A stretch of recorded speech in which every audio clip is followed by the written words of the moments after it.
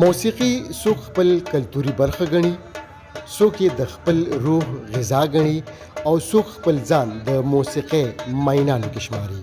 خو چې کله دغه موسیقۍ سره تړلي هنرمندان د څه مشکل سره مخ شي نو بیا یې تپوس څوک هم نه کوي چې مثال یې ستاسو مخامخ دی.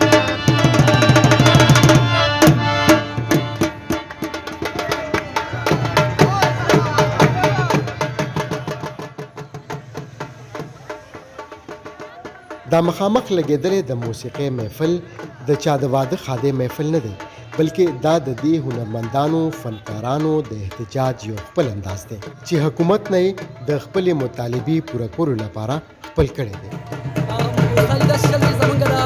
فنکاران دي او تاکل سلوت ملګري دي زمونږ هغه پولیس والان یې ولیدي او هغه اوس افغانستان ته ور ډیپورټ کوي. نو مونږ دا سمې والا ته حکومت ته دا ریکویسټ کوو چې مهرباني وکړئ دا زمونږ مېلمانه دي او خپله د پېښور یو او دا ملګري چې کوم دي ستا افغانیان دي د پېښور لکان دي ټول راغونډ شوي دي په همدې جوهات باندې چې یاره دې خلکو ته تحفظ ورشي بلې چې هغوی هلته واپس لاړ شي نو هغې دې حکومت چې کوم طالبانو دی موسیقي نه مني نو هغې په دې جوهات هغې ته مسله ده. نو مونږ حکومت نه اسمبلۍ نه باقي دا مونږ وایي داسې بېل دي فنکاران نه پاس شي چې یاره دې خلکو ته تحفظ وایي چې زموږ مېلمانه دي.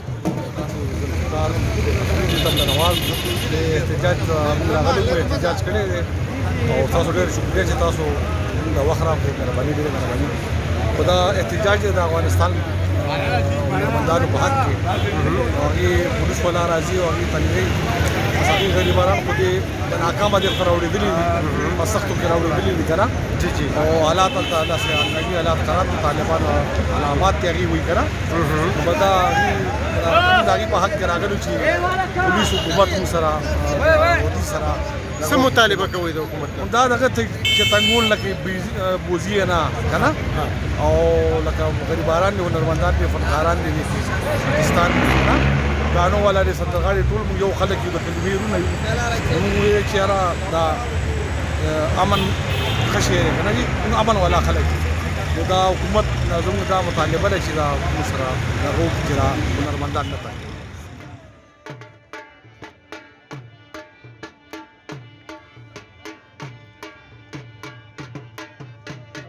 د لر او بر دا فنکاران د حکومت ته دا مطالبه لري چې نیولې شوي فنکاران دې دوباره افغانستان ته ونه لیږلی شي او دوی له دې داسې قانوني لاره وټاکلی شي چې دلته نه صرف خپل فن ژوندی وساتي بلکې د خپل خاندان د روزۍ ګټلو وسیله هم وګرځي.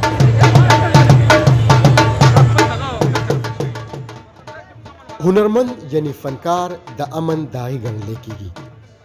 فنکار که د هر هیواد یا قوم سره تعلق لري دا د هغه لپاره هیڅ معنی نه لري ځکه چې د حساس طبیعت خاوند د دې هنرمند فنکار په فطرت کې همیشه د امن، ترقۍ، خوشحالۍ او سوکالۍ نغمې غورځنګونه وهي او چې کله هم د امن نغمې خورېږي په شا به د چا فنکار لاس خامخا وي.